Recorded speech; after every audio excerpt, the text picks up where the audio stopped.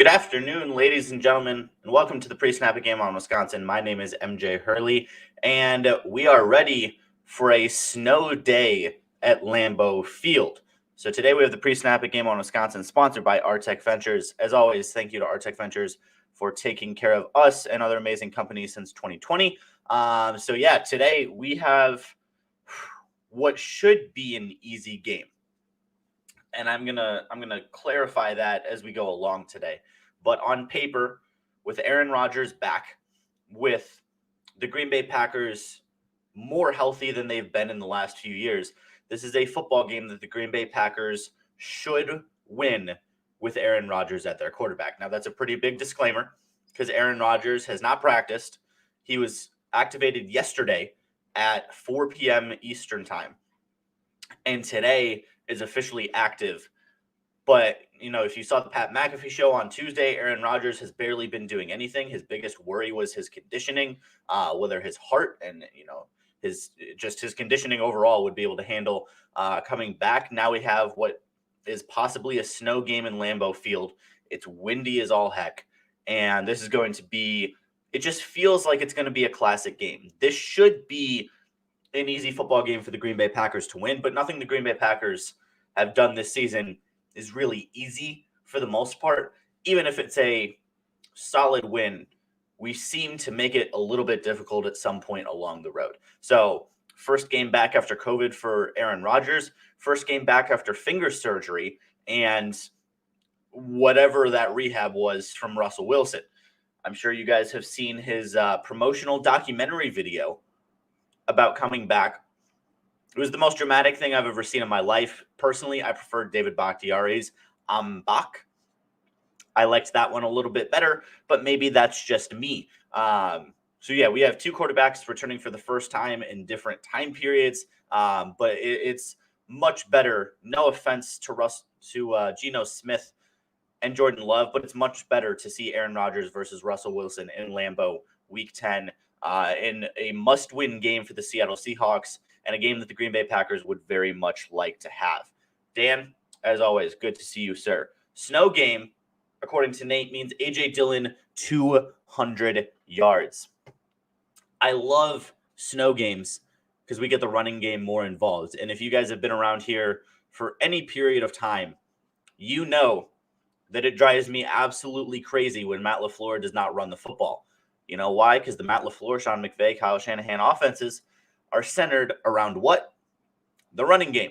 So when Matt LaFleur seems to forget that he has one of the top 3 running back duos in the NFL in his back pocket, and he goes 5 wide, spreads out, and in a windy as heck day when Aaron Rodgers is returning from COVID, if I see spread out 5 wide more than 5 times today and we're winning or within 7, I'm going to be very, very mad. So, Nate, I love it. Run the football. Get A.J. Dillon involved. The man is a powerhouse. He's one of the highest-graded running backs in the NFL just for pure rushing grade, according to PFF. Aaron Jones is Aaron Jones. There's a reason we paid the man. So you have those two guys in the backfield. There's absolutely no reason that you should not be using them. Run the football today, and we'll get to that later in the offensive keys to the game. But first, something that I enjoy doing, and I'm a little bit behind on this because I just woke up from a nap. But we're going to do a little bit of a quick around the NFL to see what's going on here today. So around the NFL, Packers Seahawks, like I said, play at 3:25 today. But let's see the other NFL action so far. 4 minutes left in the fourth quarter. Falcons are down 43-3 against the Dallas Cowboys. Anybody who thought the Falcons were legit, this may be your answer that they are not legit. Speaking of legit, the Tennessee Titans, without Derrick Henry, without Julio Jones, currently beating the New Orleans Saints 23-15 with 3 minutes left in the fourth quarter. Titans have the ball. They should be able to close that game out easily. Another tough AFC South matchup, Colts-Jaguars. Colts up 20-17 with 10 minutes left in the fourth quarter. Jaguars are absolutely improving. 2 wins now since Urban Meyer and his whatever that was, his little partying incident. So that's good to see Jacksonville improving there. Then we have the Patriots with an absolute beatdown on the Cleveland Browns 45-7 with 4 minutes left in the fourth quarter. Mac Jones, 200 passing yards and 3 touchdowns. And once again, Bill Belichick and Josh McDaniels showing they can turn any running back into a star. Stevenson in New England with 100 yards and 2 touchdowns today. So that's very good to see. Bills versus Jets, 38-10 Bills in the fourth quarter. No surprise there. Jets played a couple close games the last few weeks. Not going to happen today. Stephon Diggs with 100 yards and a touchdown. Josh Allen, 323 rushing yards.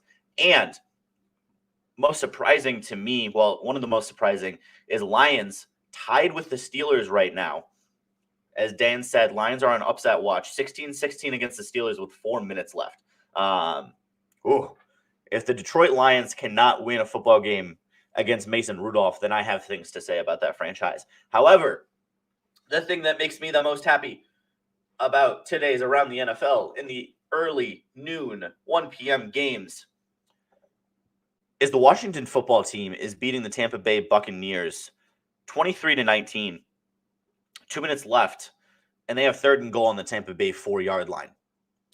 So for those of us in here who probably all don't really like Tom Brady, if you're watching a Packers show, probably not the biggest fan of Tom Brady. He's losing to the Washington football team and Taylor Heineke and Antonio Gibson. Tom Brady is losing to a football team without a name.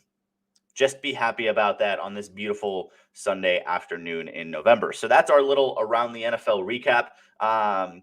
Packers play this afternoon. Other interesting games this afternoon, Vikings are going to be playing the Chargers, so that's one to watch. Granted, NFC North is not exactly close right now, but always good to see the NFC North lose. So if Vikings take an L today, go Chargers, go. And then tomorrow, the game that is interesting to me is going to be the Rams 49ers. Rams coming off a tough loss to the Tennessee Titans.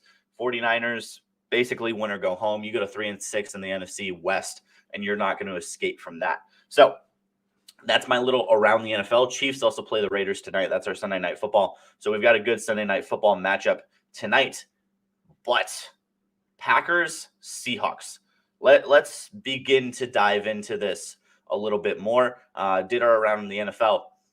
And this quote once again applies. You guys know this is my favorite quote from Aaron Rodgers. How can you not be romantic about football? And on a day where snow is falling in Lambeau Field, everybody in Green Bay and in that area of Wisconsin woke up today with a fresh coat of snow around them. Kids got to go sledding before the 3:30 game. This is the type of football game that the Green Bay Packers are made to win. I saw some comments on Twitter. One of my friends, Mason, is discussing whether or not every game should be in domes because you now get to see Aaron Rodgers versus Russell Wilson in some less than favorable conditions.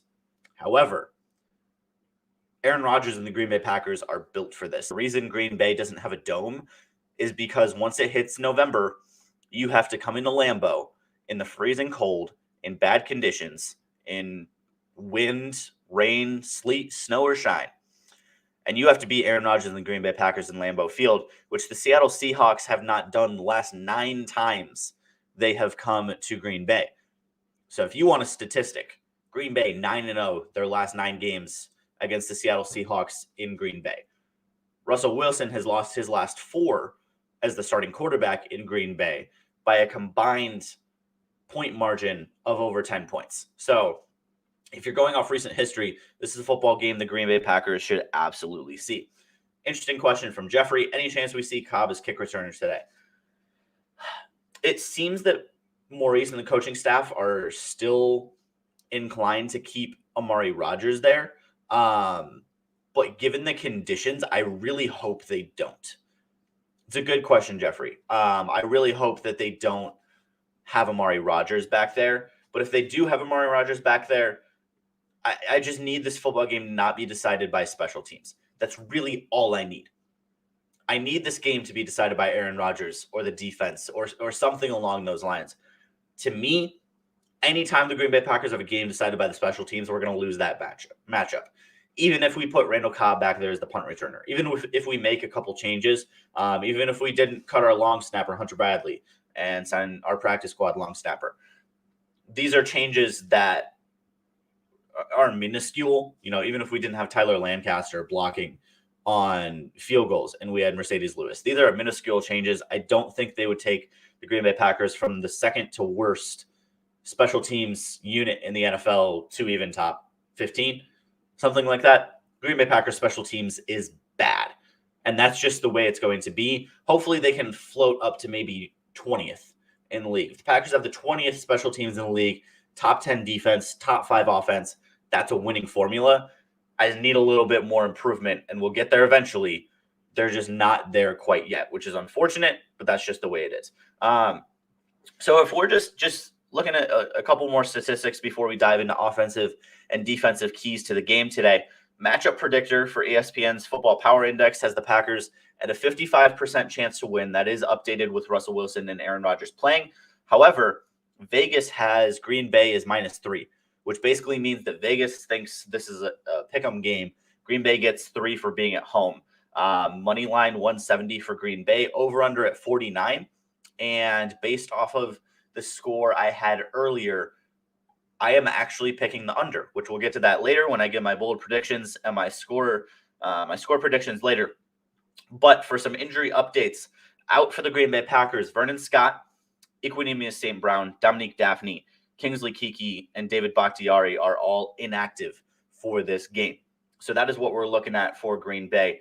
To take a look at Seattle, they're not missing any massive pieces.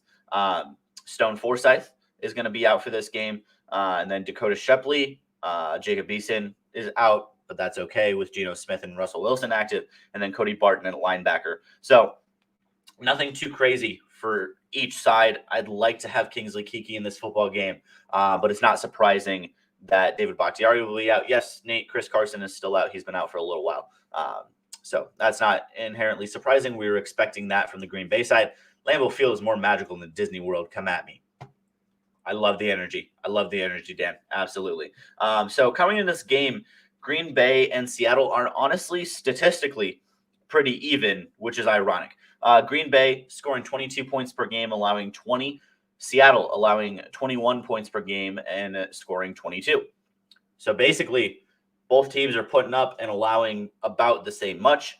And then for total yards, 340 for Seattle per game, 348 for Green Bay. Yards allowed is where Seattle gives up a lot more yards. So they seem to be a bend but don't break defense. We'll see if we can break them a couple times in the red zone today.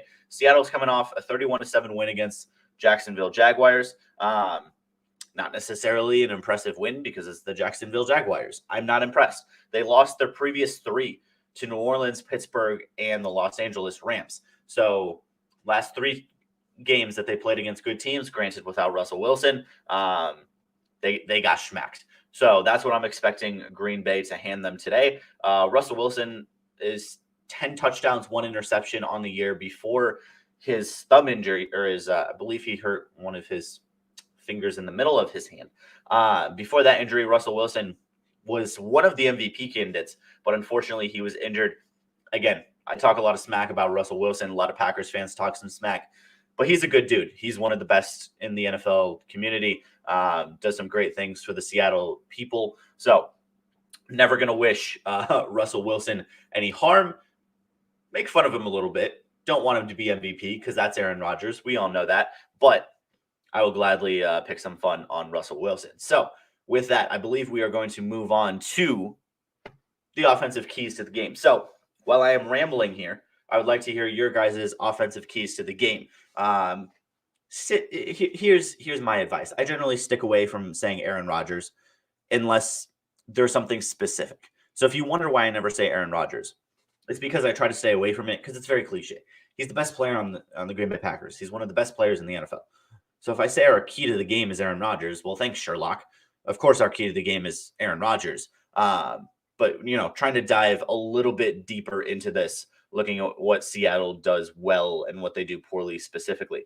So honestly, I'm going to go back to what Nate said earlier. And in case you forgot, this is what Nate said earlier.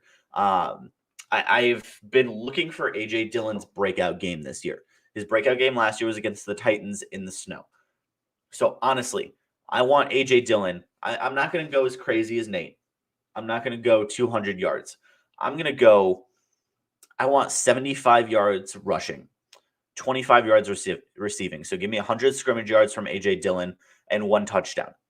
I think Aaron Jones is also going to get a good amount of scrimmage yards and a touchdown. He'll probably break a big run in the second half like he normally does. But Seahawks allowing 127 yards rushing. Green Bay rushing for about 110 a game. So, I agree with Nate here. I want to run the football. This is a game I don't want to bring Aaron Rodgers back and just immediately spread out 5 wide and let him go to town. Don't get me wrong. He's a bad man. Stephen A. Smith taught us that a long time ago. Aaron Rodgers is a bad man. But that doesn't mean he needs to go crazy and go stupid when we have one of the best running back duos in the NFL. So run the football. Side note, Bucs lost to the Washington football team. Take that, Tom Brady. I despise that man as a football player. It drives me absolutely crazy. But that's a story for a different day. So yeah, my offensive keys to the game, that's number 1. Number 2, I need the offensive line to continue to pass block the way they did last week. Elton Jenkins and John Runyon last week both had elite PFF pass blocking grades. I need that again today. Seattle does not get a lot of pressure with their defensive line. I believe Rashawn Gary has 10 less pressures himself than the entire Seattle defensive line or their entire edge group this season through 9 weeks. I believe they have 52 and Rashawn Gary has 42. So if you're looking at a way for the Green Bay Packers to ensure they win, just play regular Green Bay Packers offensive football. Make sure we get our blocking assignments, make sure we take care of everything on the running game, and then the play action, all of that with Aaron Rodgers will take care of itself. So with that, while you guys think of more offensive keys to the game, I'm going to run our MVS commercial. In case you guys didn't know, every Tuesday at Game on Wisconsin at 7 p.m. Central Time, we have on our show Marquez Valdez Scantling. So make sure you tune in. Here's the preview for that show. I'm going to run a commercial, grab a drink of water, and I'll be back to finish offensive keys to the game, move to defense, and then we'll get going from there.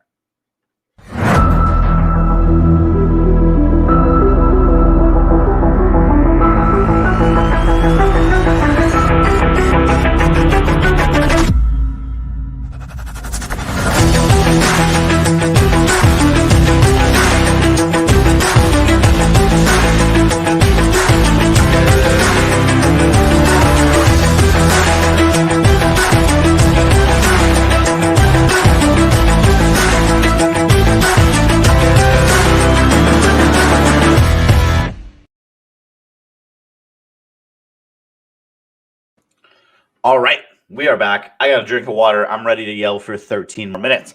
So yeah, offensive keys to the game. Like I said, I really do think running the football is going to be very important today. We'll see what that looks like as the game evolves. But again, I just would be very hesitant with Aaron Rodgers coming off the COVID reserve list to throw him out there. I don't want him throwing 30 times today. I don't need him to throw 30 times today. That's the biggest thing the Green Bay Packers have been able to do this season is Aaron Rodgers has not needed to play hero ball. And he's had to do that the majority of his career. He doesn't need to play hero ball right now. So I need to make sure that he and Matt LaFleur don't fall into that. The issue Matt LaFleur had last week was he called the football game for Jordan Love like Aaron Rodgers was back there.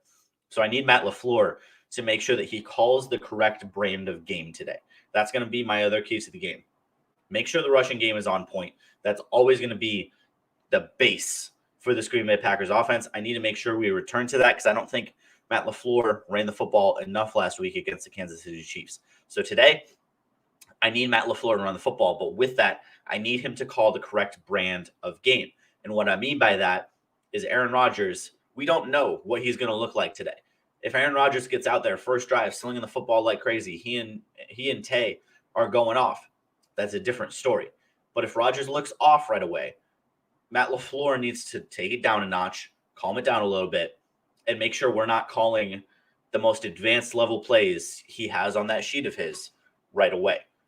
Because, again, we don't know what Aaron Rodgers is going to look like. So coming into Week 10, this is not a must-win game for the Green Bay Packers. Again, it's a game we would always love to have.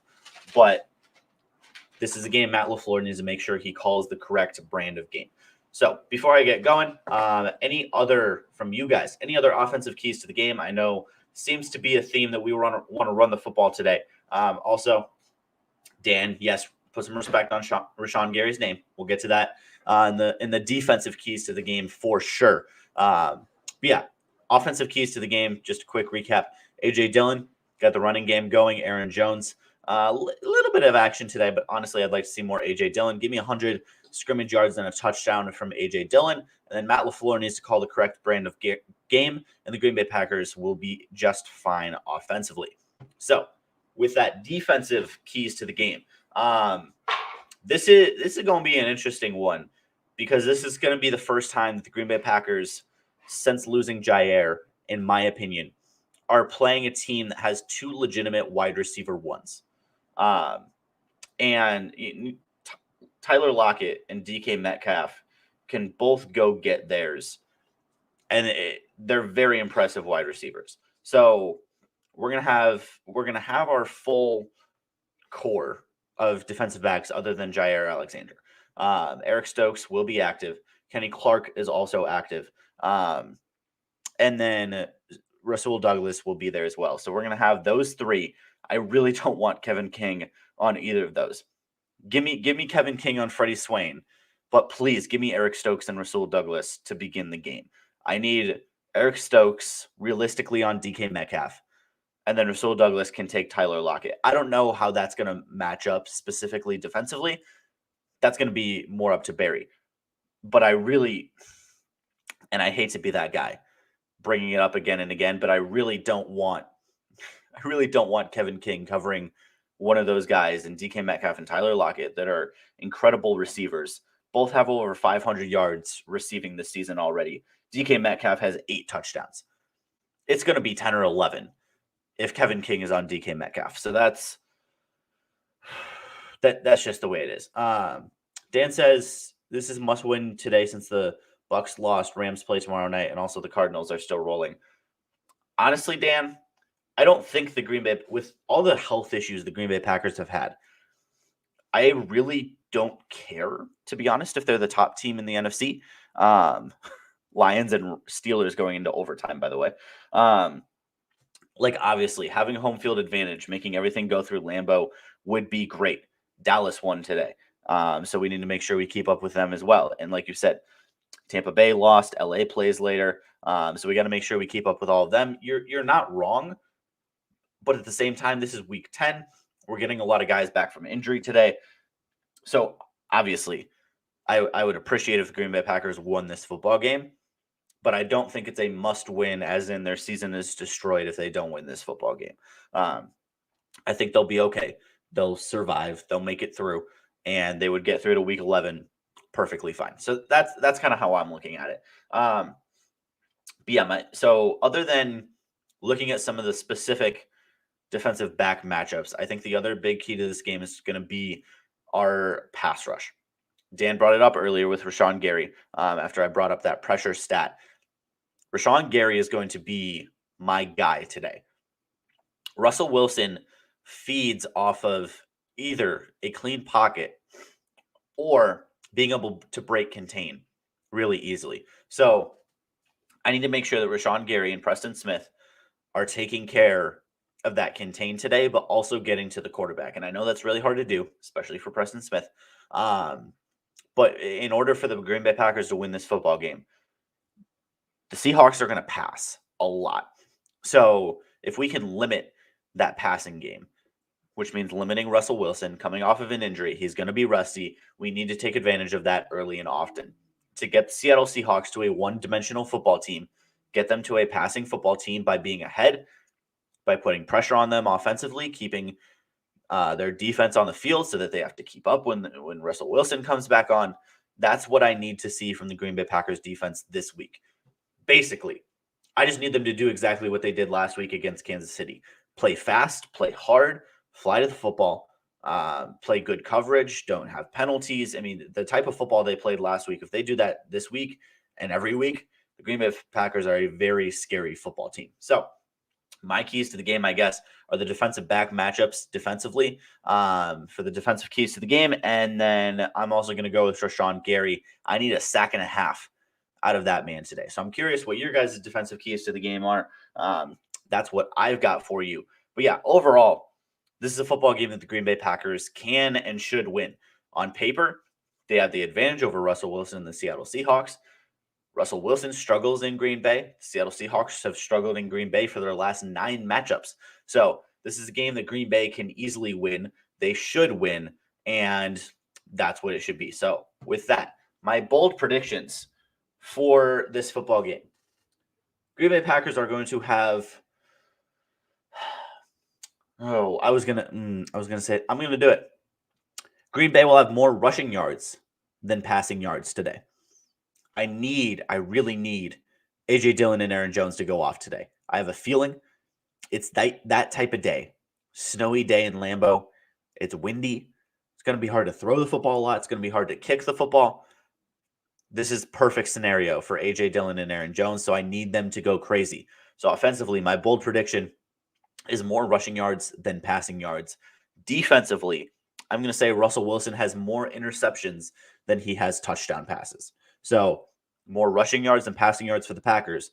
And defensively, more interceptions than touchdown passes allowed. And that's a bold prediction, given the fact that DK Metcalf and Tyler Lockett are on the other side of that football field. But I think it's absolutely doable. So with all of that, it is almost time for Packers versus Seahawks. So I'm going to let you guys go very quickly here. As always, follow me on Twitter at MJ Hurley Sports. My camera's freaking out. I'm freaking out because this is going to be a great day. Follow me on Twitter at MJ Hurley Sports. I appreciate the love as always. And my official score prediction for Green Bay versus Seattle is Green Bay 31, Seattle Seahawks 17. I'm just going to let that simmer for a second. I'm not predicting a close game. I think it'll be 24-17 with 5 minutes left. Rodgers goes down, they drive, get a touchdown. That's the type of game I'm seeing. So it'll be close. It'll be closer than this score says, but this is not a football game I'm worried about. And you guys know me. When I'm worried about a football game, I am not afraid to tell you that I'm worried about a football game. And I'm not afraid to predict that the Green Bay Packers will lose. Not predicting a loss today, not predicting that I'm even worried about the football game. So here's what I need y'all to do. I need you to follow me on Twitter. I need you to subscribe to the Game On Wisconsin YouTube. And then I need you to go crack open a beer, sit down, get ready for Packers versus Seahawks. You've got Jim Nantz, Tony Romo, and Tracy Wolfson taking care of you for this afternoon. So enjoy the fact that you don't have to listen to Joe Buck and Troy Aikman. So sit down, crack open a cold one, and get ready for what should be a very entertaining and very exciting football game. Snow afternoon in Green Bay, Wisconsin. Once again, my name is MJ Hurley. Thank you to Artec Ventures for sponsoring us, taking care of us. This has been the pre-snap at Game On Wisconsin. I appreciate you all as always. Have a good one, and I'll be with you guys about 15, 20 minutes after the game.